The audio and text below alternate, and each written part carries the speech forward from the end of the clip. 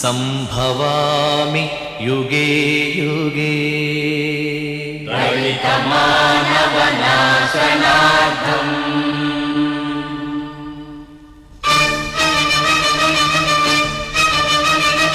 ఏ అసురుడు సృష్టించిన పంచమ తంత్రం,